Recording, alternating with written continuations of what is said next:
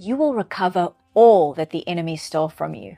Waking up this morning, the song began playing in my mind, and the words say, I went into the enemy's camp and I took back what he stole from me. He's under my feet. Satan is under my feet. And I declare over you today, Satan is under your feet. You are going to go into the enemy's camp and you will take back all that he stole from you.